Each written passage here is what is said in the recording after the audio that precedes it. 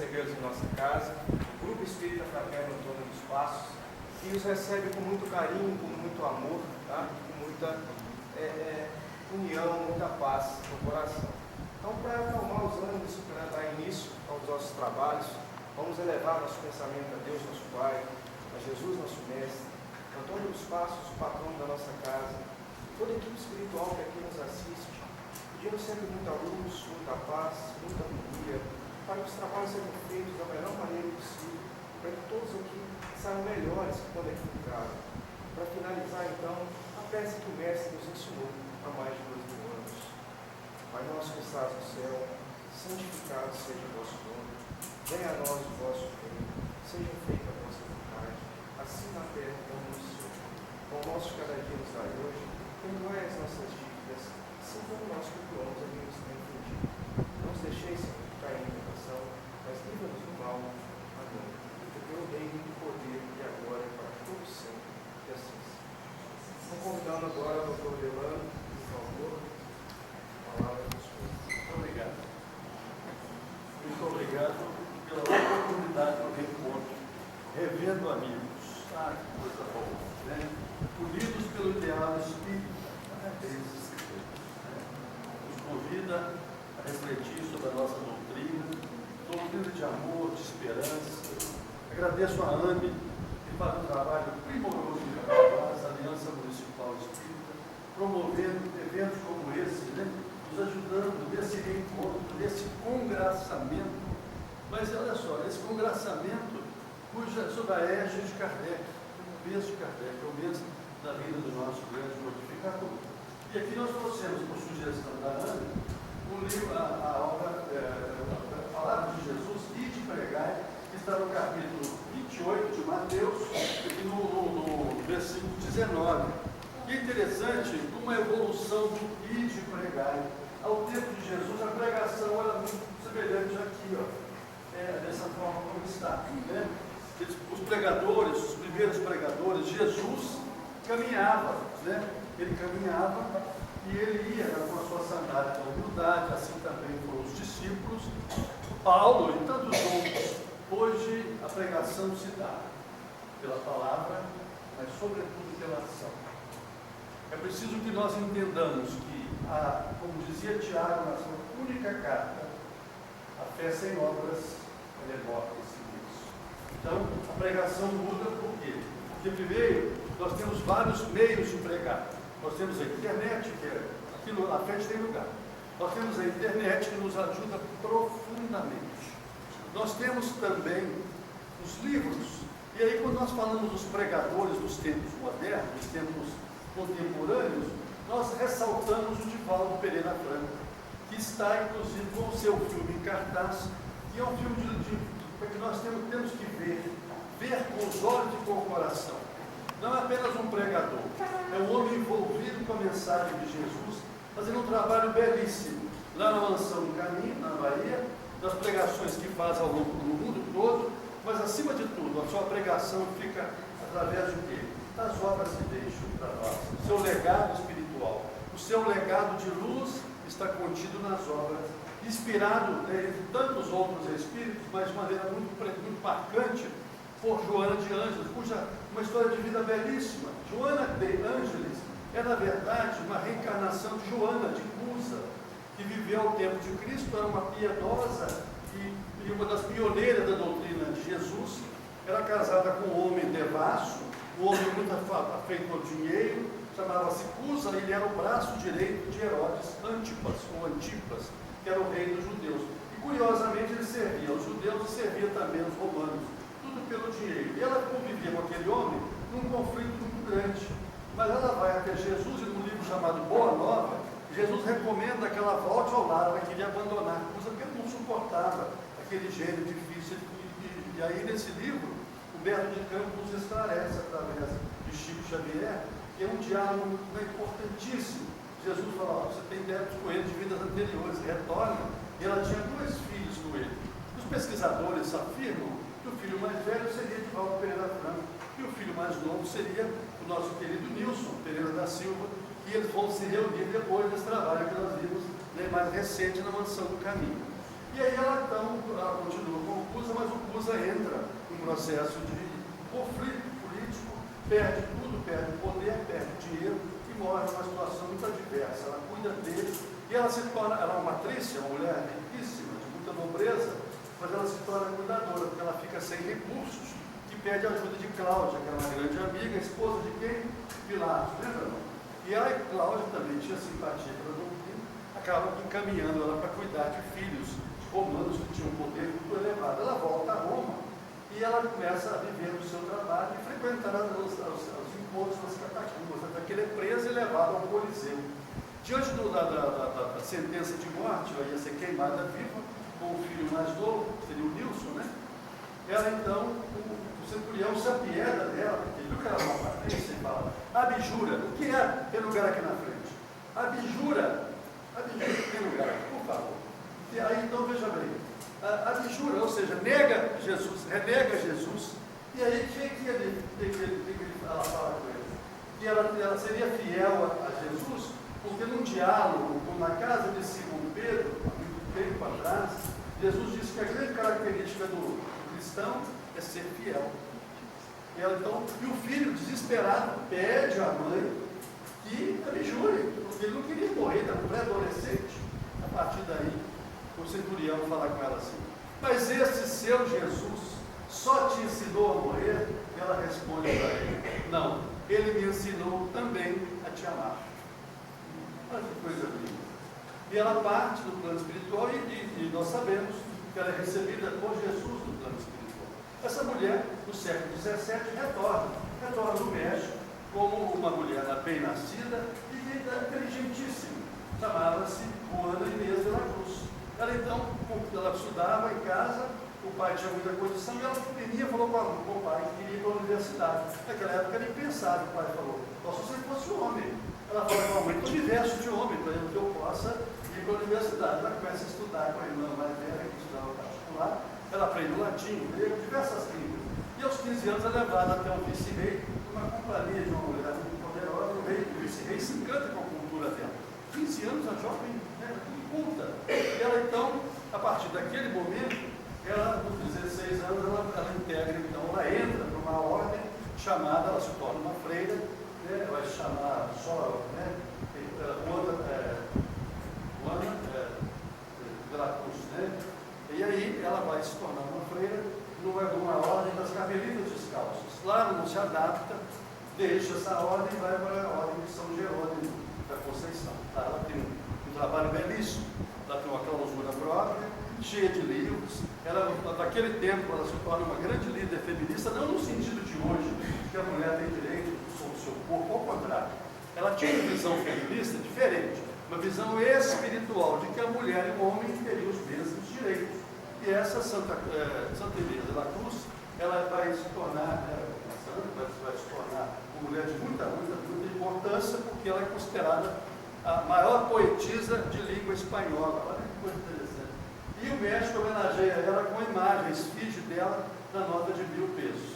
E aí ela vai seguir o seu caminho, morre, e ela vai renascer no Brasil. Olha que lição linda de Joana de Púzio. Ela vai renascer no Brasil, já como Joana Angélica, né? Como madre, ela vai entrar no convento, na Bahia, em Salvador, nasce no século XVII, e vai viver até 1822, quando acontece aquela famosa independência brasileira. Havia umas guerras, e ela estava liderando um convento, ela era superior, e os soldados portugueses, que não queriam deixar o Brasil nas mãos, né, dos brasileiros, eles vão invadir o convento, e dizem: vão deflorar, vão estuprar as freiras.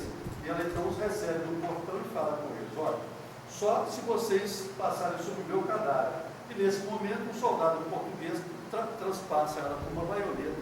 Aquilo que no tumulto, eles não esperavam aquela atitude, eles acabam entrando em demandada, e nesse período as jovens freiras conseguem fugir por um túnel subterrâneo e vão para outro convento. Ela termina essa história aqui no Brasil, se encarna em 1822 e recebe o título de a madre, que era a nossa maior figura magna da independência do Brasil. Essa mulher vai voltar muito fortemente próximo de Genivaldo Pereira Franco, que nasce na Bahia, e ela vai, olha só, ela vai participar no plano espiritual, coisa linda, da implantação do projeto Mansão do Caminho, e quem for ver o filme vai se encantar. Ela é idealizadora e incentiva os filhos, né, que são, ou a reencarnação de Valdo Pereira Franco e o Nilson Pereira da Silva, a desenvolver aquele trabalho. Mas como é que ela começa esse trabalho no plano espiritual? Orientando espiritualmente aquela região, que é uma região muito pobre, uma região de muito sofrimento. Olha que coisa linda. É isso que eu acho interessante. Esta pregação de Joana de Cusa, Joana de Ângeles, ela se inicia lá no século I com Jesus, ela morreu no ano 68, e vem estar conosco no Brasil. Eu quero falar para você, o nosso trabalho de pregação, ele é um trabalho que não tem fim. Ele tem início, mas não tem fim. Porque nós temos as várias reencarnações para que nós possamos o quê? Fazer esse trabalho de pregação. Então são esses exemplos que nos incentivam a continuar nessa luta, porque muitos de nós então estamos só na palavra. Nós precisamos fazer, como a Joana de Ângeles, né? Aproximar a palavra da ação, para que um dia nós estejamos falando e fazendo ao mesmo tempo. No caso, o Rival, que faz um trabalho belíssimo. Uma vez, falando de pregação, nós estamos falando agora de quem? Do nosso Emmanuel e do Francisco Cândido Xavier. Nós sabemos que Francisco Cândido Xavier é um pregador dos tempos modernos, um homem que deixou de mais de 400 obras.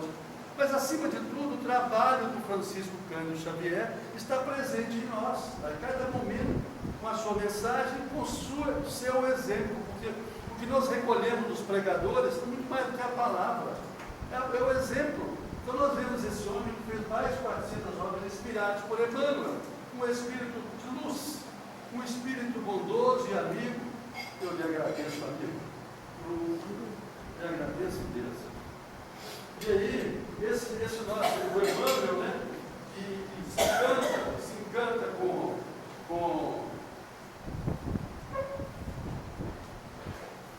o trabalho de Paulo, porque Emmanuel conviveu com Paulo ao tempo de Cristo. Não era o próximo, mas conviveu, conheceu Paulo. Emmanuel vai gerar 1.500 estudos sobre as obras de Paulo, de Jesus. São as parábolas que ele escreve, o nosso, de luz, fonte viva, diversas obras que Emmanuel inspira. Olha só, 1.500 verbetes são sobre, um terço deles são sobre Paulo, próximo de 500. Então, ele tem muita proximidade com Paulo. E esse Emmanuel, ele inspira o nosso querido Francisco Xavier, e nele tem um texto que eu acho oportuno para essa noite. Ide ensinar a palavra do Cristo, quer dizer, ide exemplificar tudo que eu falei até agora. Eu estou transformando em palavras aquilo que ele está nos ensinando no livro Fonte Viva. Exemplificar para que outros aprendam como é preciso fazer. Porque é importante a gente ter a certeza que quando deixamos o plano dos encarnados, quando fazemos a transição para uma outra dimensão do desencarne, nós continuaremos o nosso trabalho. Isso é fundamental. Nós precisamos ter esta consciência.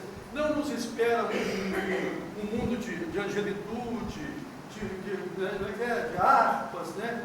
Não é isso que nos aguarda. O que nos aguarda é muito trabalho. E é o trabalho que nos aproxima de Deus. Aqui sim, olha que coisa linda. Ainda Emmanuel falando sobre essa passagem de Mateus, Jesus está registrado em Mateus. Jesus veio e ensinou. Preferiu, contudo, para ensinar com segurança e proveito, vir aos homens e viver com eles, para mostrar-lhes como viver no rumo da perfeição. Jesus, ao longo de muitos séculos, ao longo de muitos milênios, ele criou a terra, permitindo uma permissão maior do Criador. Ele veio como governador, idealizador da terra, do planeta Terra. Né? Mas ao tempo ele ficou à distância, né, do controle sobre nossas ações. E ele sentiu uma grande necessidade de vir pessoalmente, num gesto de humildade. O Filho de Deus aportou a terra, chegando aqui para vivenciar conosco, para deixar um exemplo vivo para nós de como fazer, de como nós precisamos agir. Eu acho que a grandeza de Jesus exatamente esse ser de luz, vir aqui, incorporar-se, receber esse corpo de carne, para nos deixar o quê? No rumo da perfeição, através de um GPS belíssimo, que é o Novo Testamento. Quantos livros tem o Novo Testamento? Vamos lembrar? Eu vou dar 3 opções para vocês acertarem. Letra A, 27. Letra B, 27. Letra C, 27. Todos acertaram. Assim é a doutrina espírita. Nós precisamos, como dizia, Divaldo reclamou com Joana de Ângeles, em certo momento, que o termo que ela usava, os termos eram muito elevados. E ela respondeu para ele, sabe o quê? Espiritismo também é cultura. Vocês veem que nós vamos ler o do Divaldo e do Divaldo, nós não precisamos do livro de dicionário, nós precisamos da ajuda do dicionário do Google, não é? Porque os livros, os textos são elevados. Isso mostra que nós precisamos buscar o ensinamento. Kardec nos ensinou, amai-vos e instruí-vos. Então nós precisamos melhorar a nossa ação, nosso amor, mas também o nosso entendimento, a nossa compreensão e o nosso nível. E aí nós vamos agora adiante. Aí demanda no livro do Fonte Viva, falando sobre o precário, Jesus falou-nos do eterno Pai e revelou-nos com o seu sacrifício a justa maneira de buscá-lo. Nós sempre desejamos para nós caminhos tranquilos, queremos uma vida em zona de conforto. Esquecemos que os sacrifícios fazem parte da nossa existência.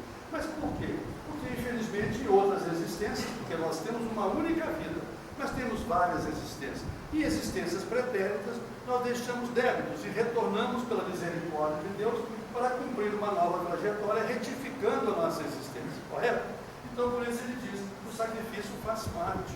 A dor, a adversidade, se integra à nossa existência. E é importante também nós termos a visão de que, mais importante do que saber que existe a dor e o sacrifício, é entender, à luz da doutrina espírita, que há uma razão para isso. Ou seja, então fica mais fácil eu compreender o momento que eu estou vivendo na minha diversidade, se eu gerar em mim um raciocínio de lógica, de que isso está acontecendo porque eu fui vigilante, porque Jesus nos ensinou, orai e vigiai. E nós, muitas das vezes, por nossa incúria, por descurar desse mandamento, nós cometemos falhas. E ele então nos assinala, orai. Mas aí Madre Teresa de Ávila, que é também uma outra pregadora, uma mulher de uma vida intensa, uma jovem que vai para o convento, Madre Teresa de Ávila, que estou falando agora. Eu estou citando pregadores, aqueles que pregaram com a palavra e o trabalho. Essa mulher fundou 18 conventos das carmelitas descalças e 13 conventos dos carmelitas descalços masculinos. Ao longo de uma existência, ela fez um trabalho primoroso. E ela orava muito intensamente e pregava Cristo através do seu trabalho. Ela tinha uma frase lapidar. Ela dizia, a melhor forma de orar é fazendo bem. Então, quando Jesus fala, vigiai e orai, ele manda a gente fazendo bem. Eu preciso da prece, a prece nos eleva, a prece nos coloca em contato com Jesus. Mas a verdadeira prece é através do bem. O que é a caridade? É o amor em movimento. Então nós precisamos ter essa compreensão e fugirmos da inércia, porque a doutrina espírita nos convida ao trabalho. E é importante porque Jesus nos afirma, eu trabalho, meu Pai trabalha, vírgula, incessantemente. O Mestre está em um trabalho permanente e não nos cabe a ociosidade. Não nos é permitida a ociosidade. Então, aí eu vou partir para um novo pregador. Já citei aqui o Mano, já citei o Chico, e citamos o Divaldo, a nossa querida Joana, e agora vamos passar a uma figura muito importante no cristianismo. Santo Agostinho. Santo Agostinho, ele tem uma frase que eu sou apaixonado por ela. Ele diz que há amigos que são mais que irmãos. Olha que frase brilhante. Na verdade, o irmão a gente não escolhe, não é? Nasce daquela família. Escolher para o plano espiritual, não. Agora, o amigo não. O amigo a gente define quem é a pessoa com a qual nós queremos pensar alto, né? Assim, o amigo de verdade é com o qual nós pensamos alto. Aquela pessoa que nós temos identidade espiritual. Ele fala de algo muito importante. Na verdade, Santo Agostinho está reeditando uma fala de Jesus no capítulo 15 de João, versículo 15. Quando Jesus, na última ceia, no momento final do tabernáculo, ele se dirige aos discípulos e fala, eu não os chamo mais de discípulos, eu os chamo de amigos, lembra disso? E ele vai elevar os discípulos a uma condição especial de amizade. Por isso é tão importante nós valorizarmos aquilo que temos de mais precioso, que são os amigos. E a doutrina espírita nos favorece nessa direção. Olha quantos amigos nós estamos aqui, né, interagindo entre amigos, numa comunhão de ideias, né, trazidos pelo mesmo objetivo. Temos um traço que nos une, é o Cristo. Então precisamos fortalecer a amizade. Os tempos que correm, tem muito consumo. Vamos comprar um computador numa loja, vamos comprar um relógio na loja, vamos comprar um óculos na ótica, mas nós não temos lojas que vendem amigos. Amigos é uma amizade, uma construção. É uma construção permanente. Eu preciso que a gente valorize essa amizade. Que nós consagremos ao amigo o tempo para ouvi-lo, para entendê-lo e até aceitá-lo nas suas imperfeições. Porque estamos juntos, porque precisamos. E nosso Santo Agostinho tinha frases lapidares. E ele então fala para nós, não basta fazer coisas boas, é preciso fazê-las bem. Santo Agostinho nasceu numa cidade de Tegaste, lá no norte da África. O pai era patrício, um homem muito rico, romano, e a mãe era Mônica. Mônica era uma mulher piedosa, generosa, boa. E aos primeiros tempos, quando ele nasceu, Agostinho, ela tinha 3 filhos, ela percebia que o Agostinho tinha um jeito diferente de ser. Agostinho era mau, tinha más tendências, como nos diz o querido André Luiz, na obra chamada Missionário da Luz, que nós trazemos más tendências, lembra que ele fala? Então nós precisamos corrigir essas más tendências. Conhecemos o verdadeiro espírita, como diz Kardec, pela luta em vencer as nossas más tendências. E a partir daí, ela percebendo isso, começa a trabalhar o Agostinho, que era uma criança difícil, uma criança cruel, uma criança que ela tinha uma sogra difícil, estou dizendo bem claro, ela tinha uma sogra difícil. Lá atrás. Agostinho nasceu em 355. E aí, ela tinha uma sogra muito difícil, o marido era muito problemático. De que lado que o Agostinho ficava enquanto pré-adolescente, adolescente? Do lado do pai e do lado da sogra. Tá bom. Então, criava para ela um grande sofrimento. Ela transformou aquele sofrimento em prece. Desde os 5 anos, ela rezava de manhã, de tarde, de noite com o Agostinho. A gente, assim que falava antigamente, lembra? Visitava a gente, não dou conta do Agostinho. E aí, o Agostinho cresce, jovem, vai ser pai, amancebado, não quer casar, perde o pai. Depois já estavam mudaram para Milão, na Itália. O pai deixou uma situação privilegiada para ele. Era romano, tinha uma condição muito boa, embora fosse um homem de maus hábitos, um homem de má vida. E a Santa Mônica, na sua maneira de ser piedosa, rezando para o Agostinho, até que ele, um dia, aos 32 anos, ele ouve um chamado. Ele é estudioso, dedicado, ele era um homem que falava muito bem, começou a estudar, não acreditava naturalmente no cristianismo, não, era um homem que tinha crenças cristãs. Embora a mãe, nesse tempo, ela era cristã nova, lembra? Ela era cristã dos primeiros tempos, né? E a mãe piedosa, cristã, mas ele não aceitava. Até que um dia ele ouve uma voz que ele devia ir assistir uma pregação na igreja de Milão. O Santo Ambrósio, que depois a igreja canoniza como santo, era um bispo, ele tinha uma palavra muito rigorosa. Vai ouvir o Ambrósio e siga o que ele disser. Quando ele chega para ouvir na Catedral de Milão, naquela época, 300, 400, né, depois de Cristo, não havia ainda um livro, ele abriu um pergaminho. O primeiro pergaminho falava de Jesus pregando, e um jovem chega para ele e quer segui-lo, segue-me. Então Jesus o convida, segue-me. E ele disse que não podia, porque ele tinha que enterrar o pai, lembra disso? E aí Jesus fala com ele, deixa os mortos enterrarem seus mortos e você me siga. Ele disse que não pode, e Jesus estava com um gesto de hipocrisia. E aí, Jesus aí, o Ambrósio abre o pergaminho, está lá, aquele jovem mancebo, jovem rico, lembra? Que convidado, se encanta com a fala de Jesus e fala, eu quero segui-lo, Senhor, o que devo fazer para ter o reino do céu, lembra disso? E Jesus fala, deixa tudo e me segue, não é verdade? Ele fala, não posso, tem uma corrida de trigas e ligas, lembra? Aquelas corridas, era uma corrida olímpica na época. Ligas, era um carrinho guiado por animais, por cavalos, e ele era fascinado com esse esporte. Eu vou correr amanhã, depois eu venho. Jesus fala, vai ser tarde. Segue-me agora. No dia seguinte, nós sabemos o que acontece. O jovem acaba sofrendo um acidente e morrendo na corrida de ligas. Então, aí, quando ele saca o terceiro pergaminho, é uma fala de Jesus muito oportuna também. Está lá em Mateus, diz assim, uma pessoa, alguém que estava ouvindo Jesus, se sente motivado a segui-lo. E Jesus fala, então, você tem que ir, tinha posse e tal. Ele falou, você tem o que você tem, e me siga. Ele falou assim, Senhor, mas agora eu não posso, colocam uma dificuldade, Jesus falou com ele assim: aquele que quiser vir após mim, pega a sua cruz e não olhe para trás, né? Pega o arado e não olhe para trás. E aí, quando termina a pregação, e Ambrósio, ele tinha uma fala fácil, era um homem convincente, e ele era um homem, tinha um exemplo, era um exemplo de Santo Ambrósio. Aquilo convence Agostinho. Quando ele sai da igreja, ele fala: mas esse Jesus é muito assertivo, esse é o homem que eu tenho que seguir, porque ele é um homem muito racional, Agostinho, muito racional. E a partir dali ele entra num convento, que coisa linda, ele se torna um padre, vai se tornar bispo de Hipona. E tem uma obra de leitura necessária. Foi escrita para espírita, porque era fininha. Espírita não gosta de livro.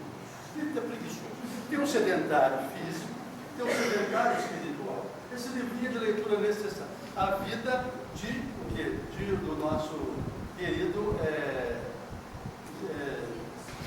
meu Deus, fugiu o nome.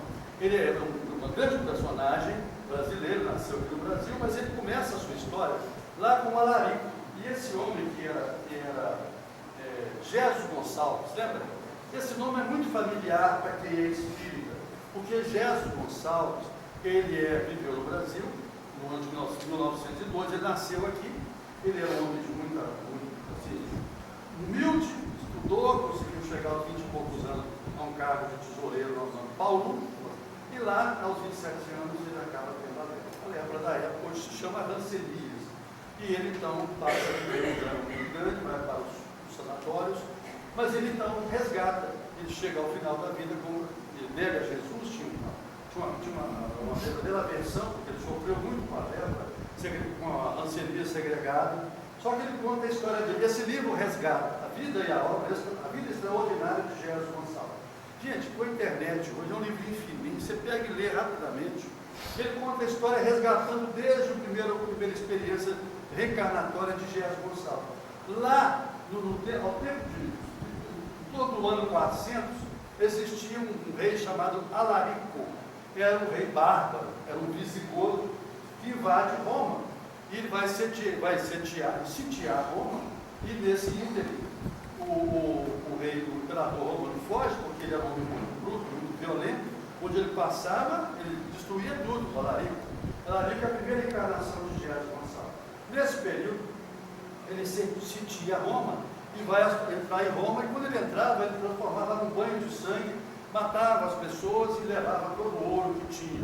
Mas ele naquele dia estava em Roma, nesse período, o bispo de Hipona, que ele era bispo, Agostinho foi ser bispo de Hipona, no norte da África. Ele voltou às suas origens para pregar para aquele povo humilde, para levar a ir de pregar, então Agostinho fez toda a sua vida, com todo o conhecimento que ele tinha, podia viver em Roma, próximo do papado, podia até ser um papa, pelo conhecimento e a expressão que ele tinha. Ele optou por viver em Hipona, lá no norte da África, pregando para aquelas pessoas humildes e pobres.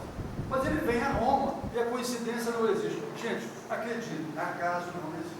Ele estava em Roma, naquele momento em que Roma estava sitiada, cercada pelas forças de Alarico. Então ele toma-se de coragem e vai ao monte onde está o Alarico. Olha, quando ele vai subindo diante dos soldados, Alarico dá a ordem para matar aquele bispo. Mas os soldados acreditavam que se matasse um padre, trazia para ele, era um perjúrio, trazia muito tempo, era uma coisa negativa. Se matasse um padre naquela época, seria a força da igreja romana. Era algo muito negativo, era um perjúrio. Então eles aceitam, deixam Agostinho subir. Ele chega diante do Alarico, o Alarico tem um diálogo belíssimo nessa obra, A Vida Extraordinária de Gesso Gonçalves. E esse diálogo é marcante. Agostinho chega para ele e pede: eu sei que você vai entrar em Roma, o seu poder é maior, você é o grande rei dos visigodos, mas poupe as pessoas, que coisa linda, poupe as igrejas cristãs. E aí Alarico, de fato, acha aquilo um absurdo, manda matar, mas ninguém mata de fato Agostinho, ele vai lá ungido por uma proteção especial, ele vai como missionário do Cristo, né? E retorna a Roma. E acreditem, ele entra em Roma, o Alarico, faz realmente, saqueia Roma, mas não entra numa igreja. E quando os romanos perceberam que ele não entrava na igreja, o que aconteceu? Todos acorreram para os templos católicos. E aquilo houve uma grande conversão ao catolicismo. Porque nesse tempo, Roma ainda tinha muito dos deuses, lembra disso? Não? Ele, na sua atitude, ele acaba sendo um pregador vivo, né? Com o seu exemplo. Alarico vai embora, depois ele reencarna mais adiante. ou em torno de 100 anos depois, ele morre logo depois em Cosenza, numa guerra, e ele volta como Alarico I, tem uma oportunidade de voltar para fazer o bem, mas infelizmente ele, com suas tendências negativas, Alarico I também cai, é o 8º rei visigodo, é o 8º rei dos bárbaros, mas também não cumpre a missão que ele fez. Nós temos o livre arbítrio, e aí ele retorna ao plano espiritual endividado. No século XVII, ele vai ao século XVI, vai voltar como o cardeal Richelieu, na França, um homem de muito poder. Um cardeal que era o primeiro-ministro do rei Luís, daquela dinastia dos Luís.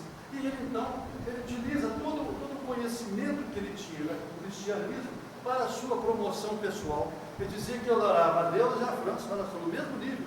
Era um homem que acabou morrendo com uma doença. Qual a doença? Vou dar 3 opções. Letra A, rancelismo, letra B, rancelismo, letra C, rancelismo. Ele morre de rancelismo e aí parte para o plano espiritual. E o salto na história, ele chega no Brasil no ano de 1902, aqui nasce é verdade? E vai ter uma história de vida, como eu disse, a rancelismo vai morar com 7 anos, ele era casado com Teodomira, ela tinha 2 filhos, e eles tiveram 4 filhos, 6 filhos, aqueles filhos ficam órfãos de mãe. E ele naquela dificuldade, já estava com a lepra aflorada, aqueles caroços, e a rancelismo desse tempo era odiosa, eles internavam as pessoas, obrigatoriamente havia uma polícia sanitária que os levava para os leprosários. E ali eles ficavam distantes da sociedade, da família, enfim. Ele então consegue, aí uma vizinha muito amável, Anália, que amorosa, piedosa, resolve casar-se com ele, um homem ranceliano com 6 filhos, né? E aí elas vai viver com ele, Anália. E aí ele é levado à força para dentro do sanatório, e aí amoleça. E aí ela vai com ele. Acredite, ela sadia, vai morar no leprosário por amor ao gesto, Gonçalo. Olha que os nossos amores são eternos.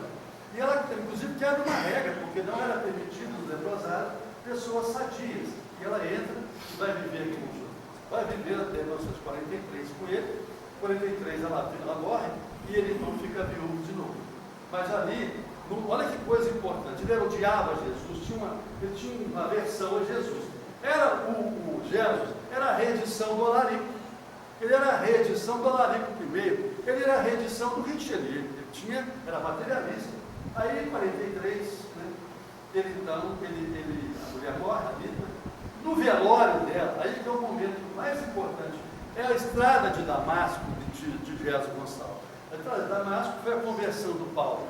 Naquele momento, o espírito da mulher se manifesta publicamente e fala que para acreditar em Jesus, porque de fato pudesse existir. E aquele apelo é tão forte, aquela mulher que ele amava tanto, que o amou profundamente. A partir daquele dia ele começa a ler as obras de Kardec, se converte, no ano de 1943, vai viver até 1947. Só que no ano de 1943, quando ele se converte, ele começa um projeto, como espírita que se tornou, um grande espírita, de implantar no sanatório, já estava em Grandigui, o outro sanatório, grande, imenso, ele vai implantar o quê? Um centro espírita, tinha que ter uma ordem, demorou, o espiritismo na época não era muito bem aceito. Vou fazer uma pergunta para vocês, queria que todos fizessem uma escolha, letra A, Deus. Como é que vai se chamar a Sociedade Espírita de Piratinguí, do leprosário? Letra A, Sociedade Espírita Santo Agostinho. Letra B, Sociedade Espírita Santo Agostinho. Letra C, Sociedade Espírita Santo Agostinho. Os nossos amores nos acompanham. Santo Agostinho continuou velando por ele, cuidando dele, ajudando-o. Não o ajudou apenas no século V, não. 410, lá no novo, foi 410. Não no século V, continuou ajudando ele. Ele vai morrer em 1947, mas antes de morrer, acredite, não era fácil não. O Jesus consegue uma quarta esposa, primeira, segunda, né? Agora ele casa de novo. Ele casa com a outra mulher, uma mulher extremamente boa, e que ela tinha um trabalho muito grande no leprosário, que além de ranceliano, ela também era cega. E ela dirigia a cozinha, ela era muito ativa, e ele casa-se com essa mulher, Isabel, que tinha apelido de Nenita, que era espírita fervorosa, e que tinha uma mediunidade aflorada. Olha como a espiritualidade amiga, generosa coloca no momento mais importante do Jesus, que já estava prestes a partir, a doença vai ficar comendo o indivíduo, vai tirando o lábio, as orelhas, vai perdendo as mãos, os pés. E ele tinha um problema, a hanseníase afetou o fígado dele, ele sofria dores horríveis.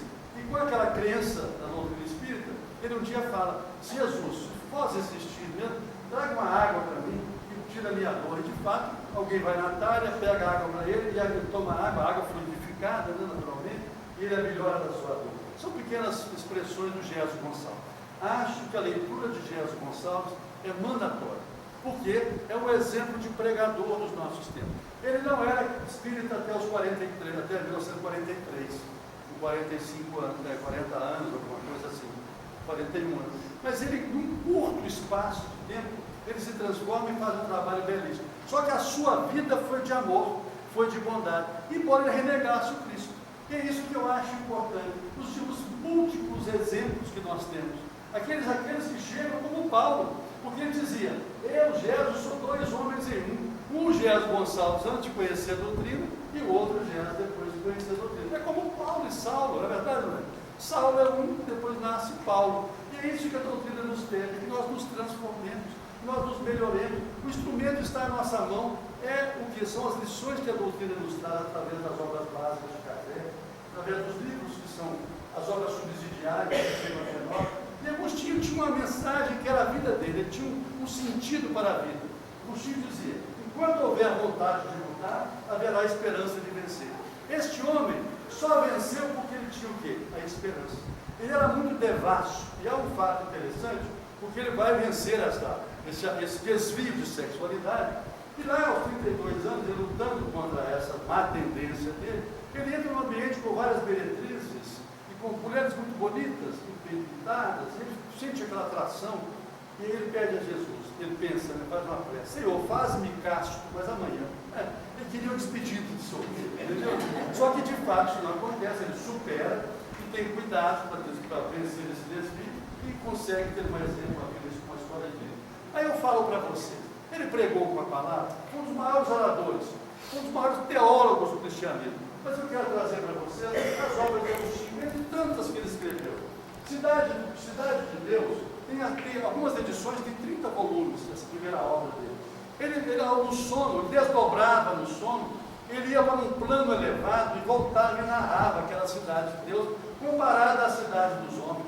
Uma obra belíssima.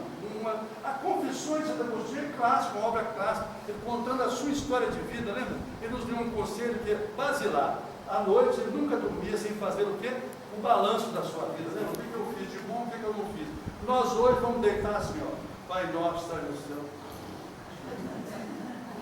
Não termina o Pai, não começa o Pai Nosso. Nós já dormimos já com a televisão ligada, com a internet, com os recursos que temos. Agostinho é um exemplo de vida. Ele falou para nós sobre o sermão da montanha, ele tem uma obra também sobre ser feliz, e aqui, ó, olha que coisa interessante. Lá no século V, Agostinho já falava do livre-arbítrio. A gente acha que é coisa de doutrina. Ao contrário. Kardec, ele privilegia, ele destaca o livre-arbítrio, mostrando que a cada um, segundo nossas obras, na verdade, não é? A nossa responsabilidade. Mas o Agostinho, lá no ano do século V, já tinha uma obra sobre livre-arbítrio. O mestre escreveu também sobre a Trindade, e também fala para nós sobre a doutrina cristã. Ele é pai de uma teoria da graça. Agostinho é de uma riqueza profunda. Eu quis trazer, são pregadores que fizeram não só o trabalho de falar, ele era um homem que tinha uma oratória envolvente, mas ele deixou tantas obras. Então esse legado de luz é que eu acho que é importante a gente trazer nesse estudo da noite, e de pregar. E aí nós vamos lembrar que Santo Agostinho não fica também no plano espiritual entre harpas e querubins. Não existe harpas e querubins, existe trabalho no plano espiritual. E Santo Agostinho vai. No plano espiritual, ele vem contribuir com Kardec na codificação do Espiritismo, da doutrina espírita. Nós estamos citando aqui algumas passagens que estão no Evangelho segundo o Espiritismo, mas são tantas as participações dele. Eu estou citando aqui, em outras obras também ele tem contribuições. Eu estou citando aqui, entre tantos, no capítulo 5 do Evangelho segundo o Espiritismo, item 19, ele fala para nós: o Cristo nos disse que com a fé se transportam montanhas. Eu, Agostinho, lhes afirmo que aquele que sofre que tem a fé por amparo, ficará sob a sua égide e não mais sofrerá. Então ele vem dar um testemunho, porque ele é o pai das qualidades, virtudes teologais, né? Fé, esperança e caridade. Lembra? Ele é que é o pai dessa tríade, ele que é o mentor, o orientador dos seus livros da fé, esperança e caridade. Ele vai dizer para nós também: por isso os colocou Deus no mundo ingrato, para espiarem as suas faltas, mediante penoso trabalho e miséria da vida, até que hajam merecido ascender a um planeta mais ditoso. Ele vem nos falar das várias moradas que existem na casa do meu Pai. Dos planos que nós estamos num plano de provas e expiações, mas estamos também caminhando para o planeta de regeneração. Essa fala dele nos traz uma grande esperança, nos convida à fé, nos convida aqui à perseverança. Porque o exemplo de Agostinho, homem que se converte aos 32 anos e que vai se tornar deixar um grande legado para nós. Ele vai falar aí no momento que ele fala do valor da oração: meu Deus, perdoa-me, pois eu sou cristão. Então, essa assunção, essa comunhão com Cristo, nos dá direito a pedir a Deus o quê? A generosidade, a misericórdia. E Deus não nos falta com essa misericórdia. E aí, por sugestão, eu trouxe aqui uma aula do Paulo Vieira, Conduta Espírita. Se estamos falando como pregar, aí então precisamos de um grande orientador, que é uma aula chamada Conduta Espírita, que a educação da alma é a alma da educação. Esse é o mês dos professores. Esse é o mês em que reverenciamos aqueles que educam, aqueles que cuidam dos nossos filhos, dos nossos netos, dos nossos sobrinhos, dos nossos amores. Aqui é a nossa gratidão aos professores. Não há ninguém que faça uma aplicação direta, prática, de vivência maior, quando Jesus define: colocai a luz do alto, para que todos dela possam usufruir. Ninguém faz mais isso do que o educador. O educador recolhe o conhecimento para dividir com os seus alunos. E quanto mais o aluno quer aprender, mais o professor quer ensinar. O maior orgulho nosso, já fui professor em várias vezes, vários tempos da minha vida, é quando o meu aluno ele se projeta, quando ele busca o conhecimento e aplica bem esse conhecimento. Então nós aqui reverenciamos os professores, trazendo aqui essa frase: a educação da alma é a alma da educação. Aí vai dizer: o Espiritismo expressa, antes de tudo, a obra da educação, integrando a alma humana nos padrões do divino criador. Então, eu costumo dizer o seguinte: nós temos que ter essa integração com Deus, através das nossas atitudes. A doutrina espírita, a doutrina de Cristo nos pede o quê? Uma pregação de vida, uma experiência de exemplos, de retificação, de conduta, educando a nossa alma. Nós trazemos, de fato, as más tendências, é negado, mas nós trazemos um instrumento para vencê-las. Qual é? É a ajuda permanente dos amigos. Tem uma obra chamada Trilha da Libertação, parceria do Divaldo com o Manuel Filomeno de Miranda, que ele nos afirma textualmente que quando estamos numa reunião pública, quando nós estamos numa reunião mediúnica, quando estamos numa reunião de trabalho, de aprendizado, a espiritualidade amiga está presente, nos ajudando, nos amparando, nos assistindo. Ele diz mais: estamos submetidos a uma terapia espiritual. Você vê, você vai pagar um psicólogo, é caro. Aqui a terapia é 0,800, é verdade, não é? E é uma terapia com os melhores terapeutas, que são aqueles amores que estão juntos de nós. E essa certeza nos move a vir a casa, a buscar forças para superar os nossos conflitos, as nossas imperfeições. Aqui eu quero falar de Paulo. Lembra que você me falou no telefone? Nós não podemos deixar de trazer como pregador Paulo. Paulo escreveu quantas cartas? Eu posso perguntar, eu tenho um grupo de amigos que são muito bons nos quesitos que eu faço. Todos acertam. Ele escreveu quantas cartas? As cartas de Paulo. Eu vou perguntar de novo. Letra A, 14. Letra B, 14. Letra C, 14. Você acertou. E Deus faz isso conosco, lembra? Ele dá a pergunta e dá a dificuldade e dá a solução. Isso é importante, a gente ter essa certeza. E Paulo pregou, ele fez uma pregação ao longo de próximo de 30 a 35 anos. Ele se converteu em 25, foi morrer com 66, 35 anos aproximadamente, 30, 35 anos de trabalho. Um trabalho exaustivo. Ele fundou inúmeras casas, ele fundava casas cristãs, ele foi pai do cristianismo iniciante, tinha uma palavra muito fácil, falava 4 idiomas, o aramaico, o hebraico, o grego e o latim. Era um homem de grande cultura. Na época ele era um rabino, que equivalia a um juiz de hoje, né? Porque tinha a lei judaica, lembra? Tinha a lei romana, lembra disso? Mas o judaísmo, a lei judaica se confundia com a forma legal, né? Havia uma identidade entre a lei judaica com a aplicação legal. Então Paulo era um homem preparado para essa função. E quanto Saulo, ele foi muito infeliz, perseguindo os cristãos. Mas a misericórdia divina não nos desampara. E Paulo, então, naquele célebre diálogo, Saulo, porque ele persegue, ele se transforma no seguidor de Cristo. E nos dá um belíssimo exemplo. A internet nos informa que as 4 viagens que ele realizou, ele teria feito caminhado 25 mil quilômetros. Eu vou repetir, 25 mil quilômetros, a pé, porque ele não tinha recurso. Eventualmente utilizava navio. Quando foi fazer uma viagem de navio, naufragou, lembra disso? Quase morreu. Então ele foi, uma certa noite, muito preocupado, porque ele fundava as igrejas, né, nas suas 4 viagens, mas as igrejas reclamavam a presença dele. E um detalhe, não tinha internet.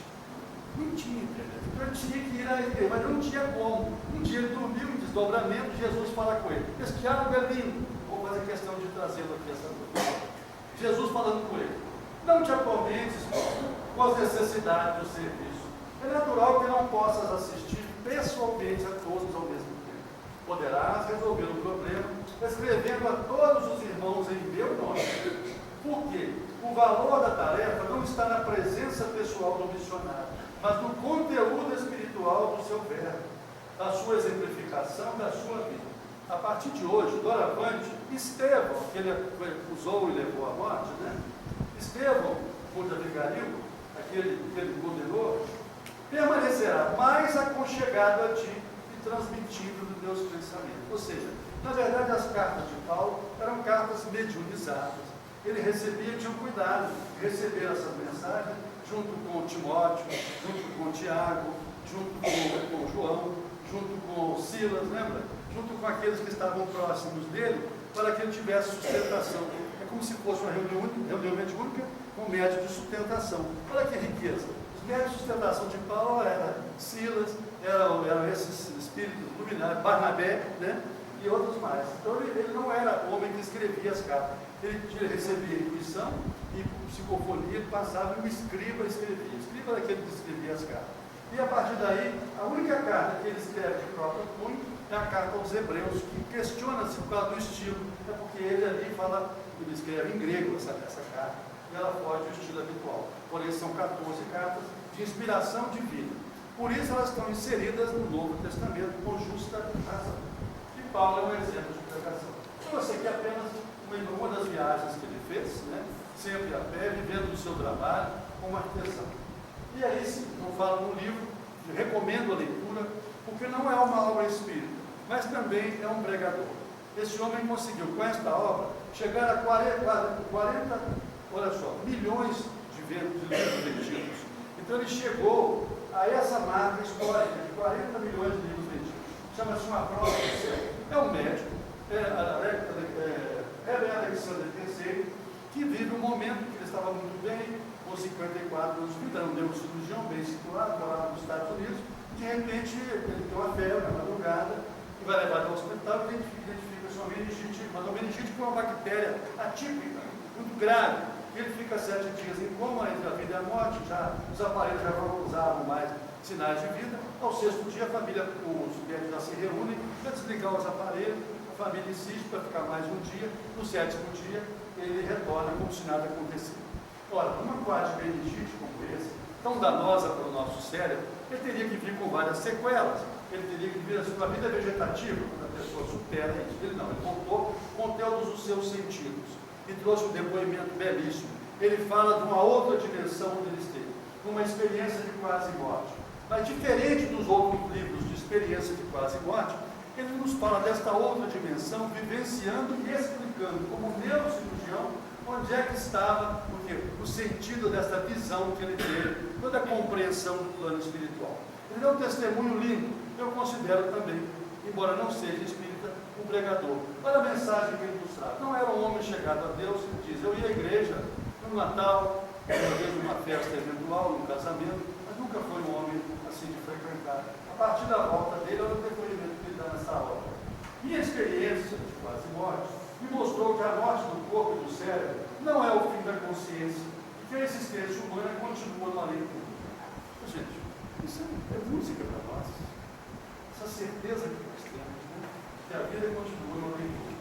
E mais importante ainda, é que essa vida se perpetua sob o olhar de um Deus que nos ama e que se importa com cada um de nós, com o destino do universo e de todos os seres contidos nele.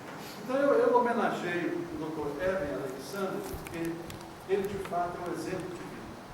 Nós é importante a gente entender que às vezes nós chegamos de fato, né, pelas vias da dor, né, como foi o caso de Paulo, como foi tantos outros que nós conhecemos, né, e ele foi também chegar por esta via dolorosa, viver esse momento aí, que esteve muito próximo da morte. Um fato interessante, o livro é muito interessante, ele é um filho adotivo, o pai Alexandre o adota num orfanato, e ele então se sentia rejeitado, porque a própria mãe e o pai o abandonaram. Ele, infelizmente, ele era muito jovem, a mãe tinha 16 anos, não tinha condição de criar.